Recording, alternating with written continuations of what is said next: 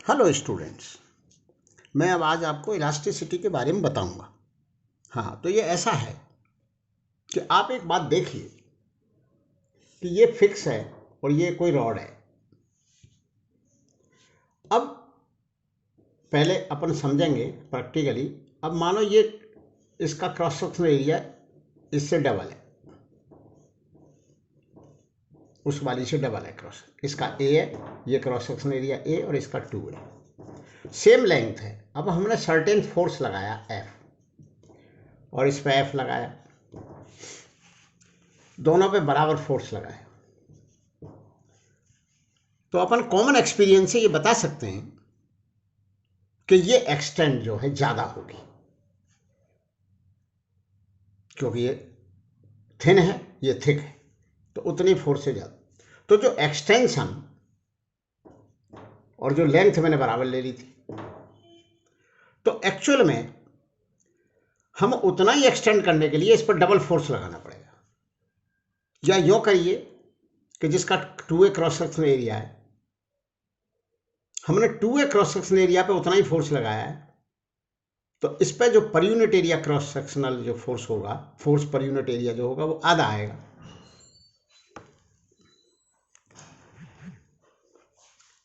तो ये जो है इस पे तो जो फोर्स पर यूनिट एरिया को हम स्ट्रेस बोलते हैं। एक्चुअल में स्ट्रेस वो नहीं होती जो अपन अप्लाई करते हैं। स्ट्रेस वो होती है जो उसमें क्रिएट होती है। तो अपन ने इधर अप्लाई करा तो इसमें एक अपोजिंग फोर्स प्रोड्यूस होगा, इसकी पोजीशन में चेंज करने के लिए, इसकी लेंथ में चेंज करने के लिए अपोजिट फोर्स होगा, और ये फिर बैलेंस हो जाएगी, फिर फर्दर एक्सटेंड नहीं होगी। अगर फर्दर एक्सटेंड करना है तो फिर ज़्यादा फोर्स लगाना पड़ेगा। तो इस पर जो फोर्स पर यूनिट एरिया है वो उसका हाफ हो गया। तो ये बात आप इजीली बता सकते हो कि ये जो एक्सटेंड होगी, जो डबल क्रॉस सेक्शनल एरिया है, वो कम होगी। और एक्चुअल में इस पर फोर्स पर यूनिट एरिया इसका आधा है, तो ये एक्सटेंशन भी इसमें आधा ही होता है। और ये एक्सटेंड x होती है तो ये x/2 होगी। तो x और ओरिजिनल लेंथ l, तो change in length upon original length, इसको हम स्ट्रेन बोलते हैं।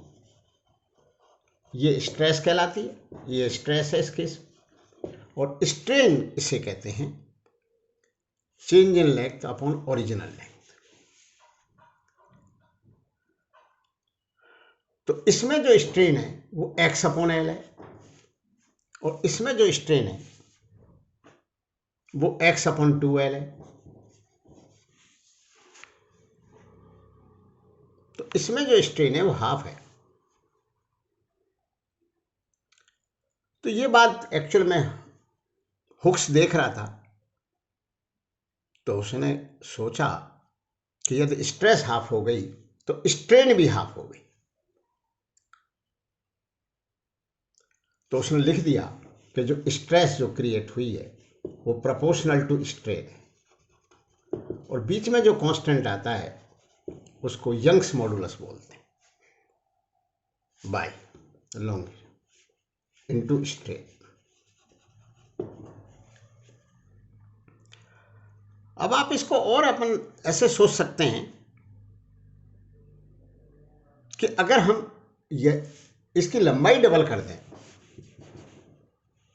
एल की जगह 2l कर दें, और वही क्रॉस सेक्शनल एरिया रखें, मतलब ये वाली ले लें, अब वही फोर्स लगाएं, तो आप ये देखोगे जो ज़्यादा लंबी है उसमें गुंजाइश ज़्यादा है एक्सटेंड होने की, क्योंकि जो ये एक्सटेंड होगी और ये भी एक्सटेंड होगी एल लंबाई, तो ये डबल एक्सटेंड होगी,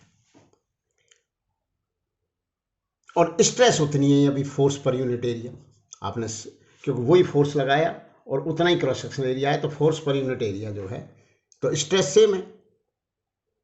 तो स्ट्रेस सेम है, अगर ये रूल सही है कि स्ट्रेस जो प्रोड्यूस होती है उसमें स्ट्रेन के प्रोपोर्शनल है, तो स्ट्रेस सेम है तो स्ट्रेन भी सेम आनी चाहिए, तो सेम ही आएगी, क्योंकि डबल लंबाई है तो अब ये डबल एक्सटेंड होगी, क्योंकि जो ये एक्सटेंड होगी उतना तो होगी, फिर ये भी एक्सटेंड होगी तो और होगी, तो 2x हो जाएगा, तो 2x/2l हो जाएगा स्ट्रेन।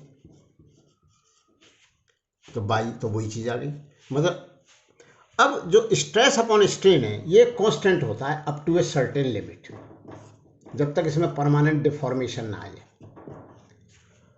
मतलब इस फोर्स को हटा दें तो ये अपनी ओरिजिनल पोजीशन पे आ जाती है। इसी करेक्टरिस्टिक्स को हम इलास्टिसिटी कहते हैं, अपनी कि उसको हटाने पर अपनी ओरिजिनल पोजीशन पे आ जाए, मतलब अपने पोजीशन में चेंज का अपोज करें। तो स्ट्रेस अपॉन स्ट्रेन ये कांस्टेंट होता है और ये चेंज होता है फ्रॉम मटेरियल टू मटेरियल। जैसे कॉपर के लिए कोई वैल्यू होगी, गोल्ड के लिए कुछ और वैल्यू होगी, सिल्वर के लिए कुछ और होगी। तो स्ट्रेस अपॉन स्ट्रेन मतलब stress is directly proportional to the strain, तो stress is equal to Y into strain, where Y is called Young's modulus.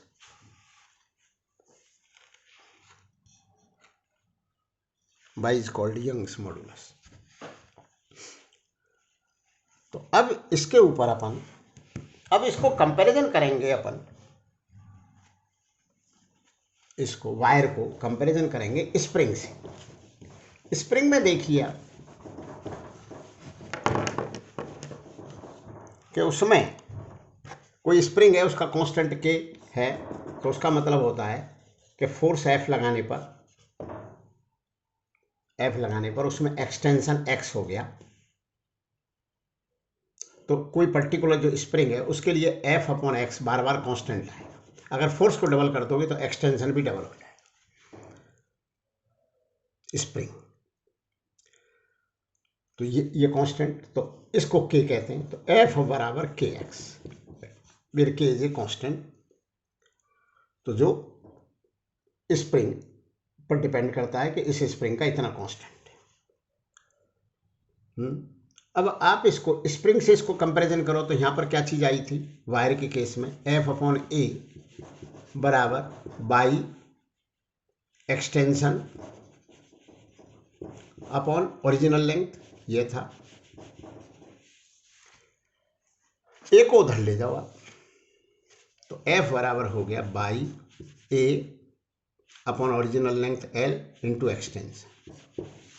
तो ये बाई ए अपॉन जो एल है ये स्प्रिंग से कंपैरिजन करा जाए तो इस वायर का जो स्प्रिंग कांस्टेंट ऐसे उससे कंपैरिजन करा जाए तो ये बाई के इज स्प्रिंग का K is equivalent to Y A upon L of the wire, where Y is the Young's modulus area is the cross section area and L is the natural length of the wire.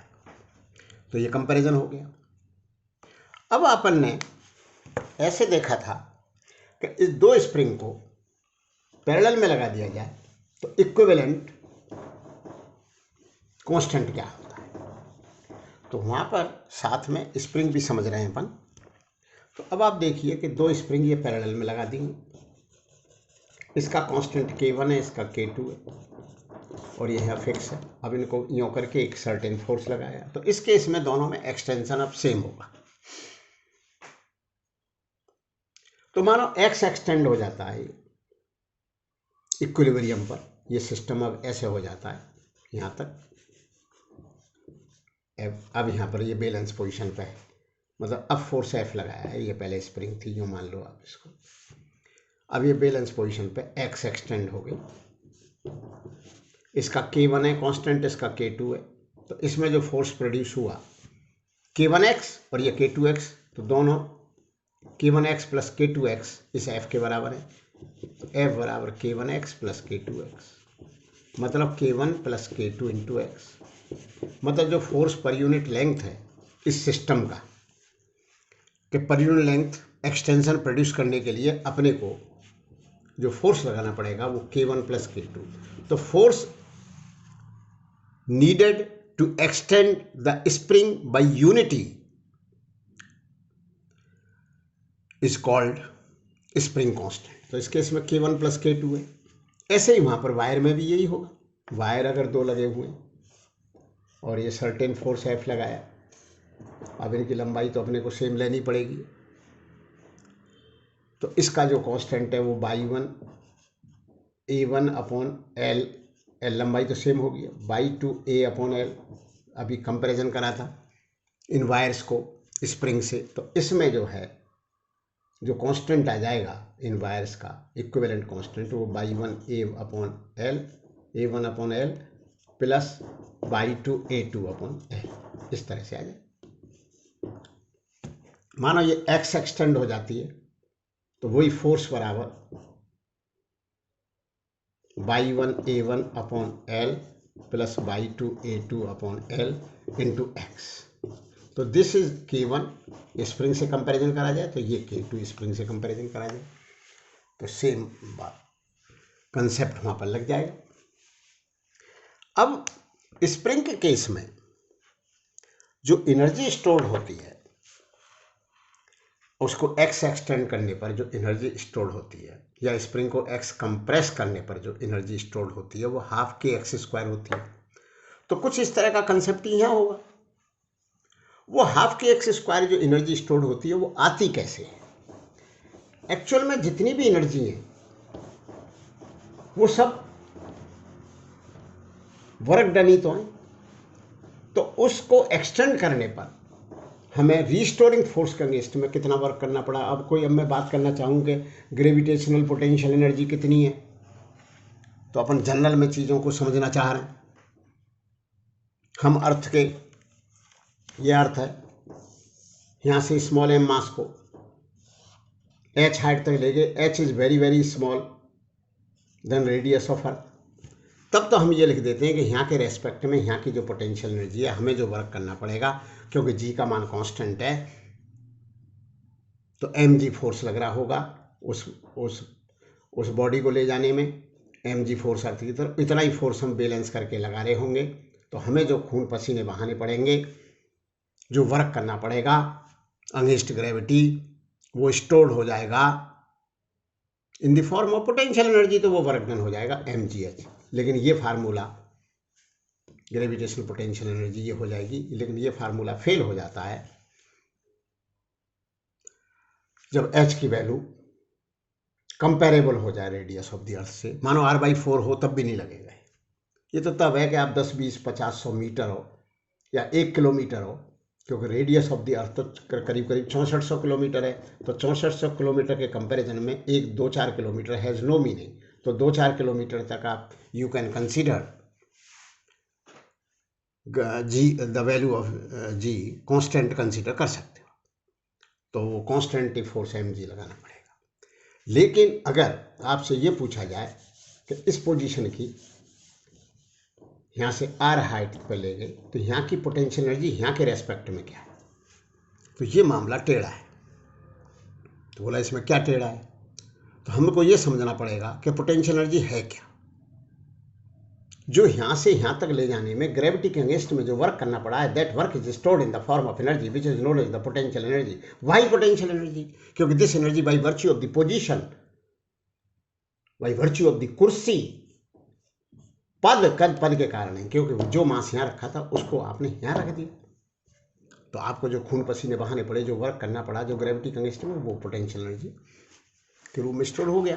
तो बोला हम इसको कैसे use में लाएंगे, तो ऐसे use में लाएंगे कि इसकी पोटेंशियल एनर्जी इसके रेस्पेक्ट में पता है। जब ये पार्टिकल को यहाँ से ड्रॉप कर दिया जाएगा तो यूँ अर्थ की तरफ यहाँ गिरेगा, तो हम ये बता सकेंगे कि यहाँ पर आकर के इसकी वेलोसिटी क्या है। तो हम तभी तो बता सकेंगे कि जो हमने यहाँ से यहाँ तक ले जाने में ग्रेविटी के अगेंस्ट में जो वर्क करा था, जो पोटेंशियल एनर्जी के रूप में स्टोर हो गया था, तो वो जो पोटेंशियल एनर्जी जो है, जो पोटेंशियल एनर्जी है इसके रेस्पेक्ट में, वो अपने को पता है। तो वो पोटेंशियल एनर्जी काइनेटिक में कन्वर्ट हो जाएगी, तो हम हाफ mv² लिख देंगे, चेंज इन पोटेंशियल एनर्जी। तो ये कैसे कैलकुलेट करा जाए, तो हमको एक्चुअल में जनरल तरीके सीखने हैं। हमको ये मतलब नहीं है कि हम ग्रेविटी पे भी आ गए, स्प्रिंग पे भी आ गए, तो हमको कंसेप्ट फिजिक्स के समझ में आएंगे, तभी हमारे फिजिक्स समझ में आएगी। तो इसमें क्या है, चलो m मास है, m मास x डिस्टेंस पर है, तो उस पर कितना फोर्स लग रहा है इसके अगेंस्ट, उस पर अर्थ का मास कैपिटल M है, तो अर्थ जो है वो इतने फोर्स से खींच रही है, न्यूटन्स लॉ ऑफ ग्रेविटेशन। ये फोर्स वेरिएबल है क्योंकि लगातार x चेंज हो रहा है। तो x की दूरी कहाँ से है, सेंटर से है, तो x लगातार चेंज हो रहा है। ये दूरी r है और ये भी r है।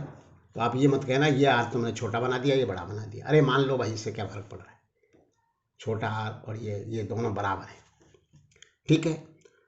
तो gmm अपॉन x²। अब ये x वेरिएबल है तो फोर्स भी वेरिएबल है, तो फिर जब अपने को वर्क डन कैलकुलेट करने हैं। तो अब आप ये देखा करो कि जब work done F D x है तो एक्चुअल में जितने भी इंटीग्रेशन होते हैं वो सब एरिया होते हैं। बोल अब आप कहोगे ये एरिया पे कहाँ से आ गए, ये पढ़ाते पढ़ाते ये एरिया पे ही आ गए। हाँ भाई बिल्कुल, फोर्स वर्सेज, क्योंकि एफ डी एक्स है तो फोर्स अगर वेरिएबल है, फोर्स वेरिएबल है, फोर्स लगातार घट रहा है, एक्स इक्वल टू आर पे जी एम एम बटे आर स्क्वायर है और मुझे आर से लेकर 2r तक ले जाना है, तो ये फोर्स यूँ बदलता जाएगा और इन्फिनिटी पे जाके 0 हो जाएगा। तो मैं ये जो एरिया कैलकुलेट करूंगा, तो अब ये जो है ये r डिस्टेंस यहाँ से स्टार्ट होगा, r से लेके 2r, यूँ बना लो इसको, यहाँ जीरो दूरी पर, जीरो नहीं r दूरी पर ही लेंगे, तो r दूरी पर ये ऐसे बन जाएगा। अंदर मैंने g का मान किस तरह से निकालते हैं वो नहीं बनाया, वो वैसे इस तरह से है, स्ट्रेट लाइन होती है, वेरिएशन ऑफ अंदर का जो फोर्स है वो लीनियरली चेंज होता है। यहाँ पर भी फोर्स 0 होता है, यहाँ पर फोर्स उस मास पे मैक्सिमम होता है, फिर फोर्स घटता चला जाता है। बाहर की तरफ जो फोर्स होता है वो एक्स स्क्वायर के इन्वर्सली होता है और अंदर जो फोर्स होता है वो एक्स के डायरेक्टली प्रोपोर्शनल होता है। तो जो अंदर फोर्स का जो फार्मूला है किसी एम मास पे अर्थ के कारण G M x upon R cube, तो एक्स इक्वल टू 0 पर क्या होगा 0 और एक्स इक्वल टू आर पे क्या होगा G M m x upon R cube, where m is the mass of the body, जिसको अपन डिटरमाइन कर रहे हैं कि इसको ले जाने में कितने, G M m x upon R cube होता है। और बाहर क्या होता है जी एम एम बटे एक्स स्क्वायर। तो बाहर, तो अगर हम सरफेस पर निकालना है फोर्स की वैल्यू तो इस फार्मूले से भी आ सकता है, इससे भी आ सकता है, क्योंकि सरफेस इज कॉमन है, क्योंकि ये फार्मूला वैलिड है आर से लेकर इन्फिनिटी तक, this formula valid R to infinity and this formula is valid G M m x upon R cube is valid from 0 to R. तो आर दोनों में आ रहा है, अब दोनों में आ रहा है तो यहाँ आर पुट करोगे तो जी एम एम बटे आर स्क्वायर, और यहाँ आर पुट करोगे तो आर से आर क्यू में एक आर कट जाएगा, तो जी एम एम बटे आर स्क्वायर ही आ जाएगा। मतलब ये फार्मूला यहाँ पर दोनों फार्मूलों से निकाल सकते हो, एक वैलिड है 0 टू आर और दूसरा वैलिड है आर टू इन्फिनिटी। तो हमें आर से लेके 2r तक के निकालने हों तो एफ डी एक्स, ये जो स्टेप बनेगी ये एरिया होगा, एफ गुणा डी एक्स, ये रेक्टेंगल बनेंगे। तो जितने भी आप इंटीग्रेशन करते हो उन सब में रेक्टेंगल का एरिया ही निकालते हो आप, लेकिन वो रेक्टेंगल वेरिएबल लेंथ का रेक्टेंगल है, तो एफ डी एक्स, फिर अगला एफ डी एक्स, फिर अगला एफ डी एक्स, तो एफ डी एक्स का इंटीग्रेशन कर दो। इंटीग्रेशन का काम ही होता है ऐड करना, तो बस तो इंटीग्रेशन कर दोगे तो वो पोटेंशियल एनर्जी आ जाएगी इस पोजीशन की with respect to G M m x upon G M m upon x square into d x, integration from R to 2r। तो ये आ जाएगी। अब आप देख लो ये क्या इंटीग्रेशन आने वाला है, जी एम एम बटे -1 upon x R to 2r, R to 2r, ठीक है, ये इतना आ जाएगा। तो ये आ जाएगा जी एम एम, तो ये पुट करेंगे फिर प्लस करके वो पुट करेंगे तो 1 अपॉन आर -1 अपॉन 2r, ये पोटेंशियल एनर्जी हो जाएगी इस पोजीशन की विद रेस्पेक्ट टू दिस। और फिर इसी को लिख देंगे हाफ एम बी स्क्वायर। तो जब वो यहाँ से फॉल होगा तो यहाँ पर आके अपने को ये पता लग जाएगा कि कितना उसमें वेलोसिटी है यहाँ के। हाँ, जब हाइट ज़्यादा होती है तो यहाँ पर वेलोसिटी क्या होगी, एच हाइट से गिराया तो ये फार्मूला इनवैलिड हो जाता है, m g h equal to half m v square. तो स्टूडेंट जिनको नहीं पता होता तो वो लिख देते हैं वी बराबर √2gh होगी। ये नहीं ध्यान देते कि h का मान यदि r है तो ये फार्मूला वैलिड नहीं होगा, तब ये m2gr आंसर इसका नहीं होगा, क्योंकि g की वैल्यू लगातार, स्मॉल g का मान लगातार कंटिन्यूसली चेंज हो रहा है। अब ये 9.8 नहीं रहेगा, हर जगह 9.8 नहीं रहेगा, जैसे जैसे दूर होते जाएंगे वो घटता चला जाएगा। थोड़ी दूर के लिए तो हम मान सकते हैं कि वो 9.8 ही रहा, क्योंकि g का मान जो होता है वो बाहर gm बटे एक्स स्क्वायर होता है, तो सरफेस के लिए आर स्क्वायर आएगा। फिर 2-4 किलोमीटर पे भी वो रेडियस आर को यूज कर सकते हैं, क्योंकि 6400 किलोमीटर और कहाँ 6400 प्लस ये 2-4 किलोमीटर, तो उससे कोई फर्क नहीं पड़ता। तो इसलिए अपने को ध्यान रखें भाई, यहाँ पर एम जो है मास ऑफ द अर्थ है। अब अपने मेन टॉपिक पे आ जाते हैं दोबारा से, जो अपन पढ़ा रहे थे इलास्टिसिटी।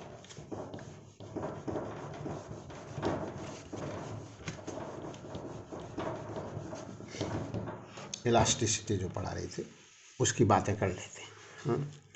अब हम बताना जा रहे थे कि अपने ये स्ट्रेन एनर्जी क्या होती है। स्ट्रेन एनर्जी तो एक्चुअल में उसको उस वायर को वायर हो या रॉड हो तो रॉड को कंप्रेस करने में स्ट्रेन एनर्जी आ जाएगी और वायर को मतलब मुड़ना नहीं चाहिए, वायर इतना मोटा हो, अगर वो मुड़ जाता है तो फिर कोई लेना देना नहीं है।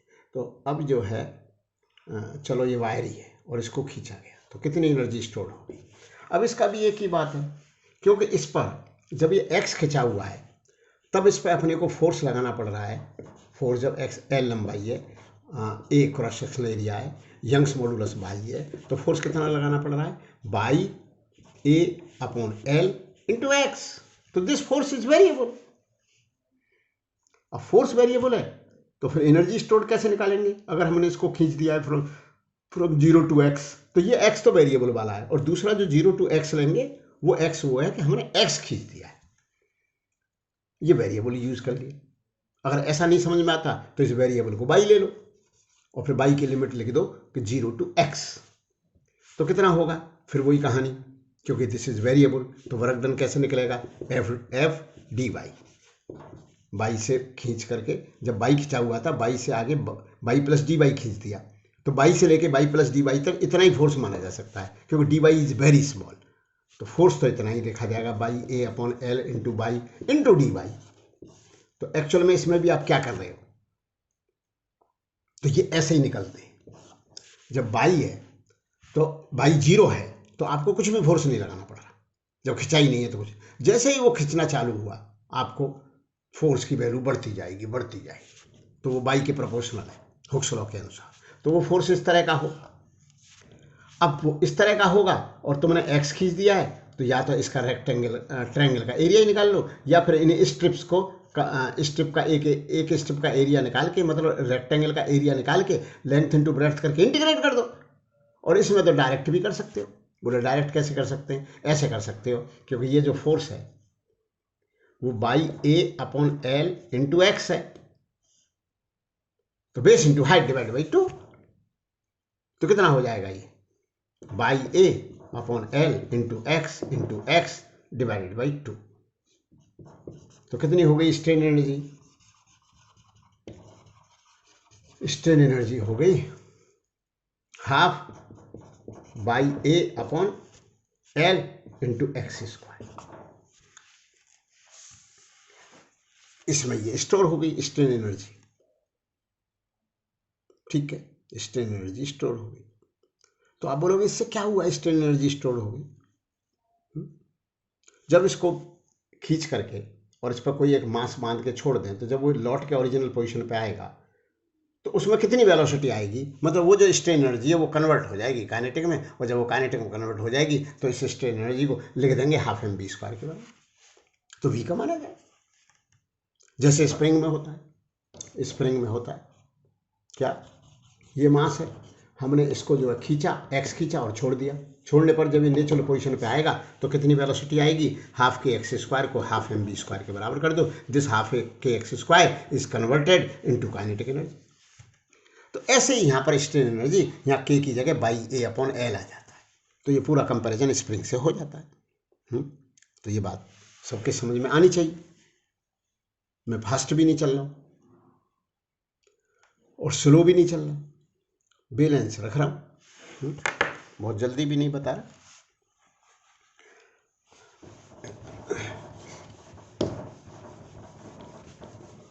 अब नेक्स्ट है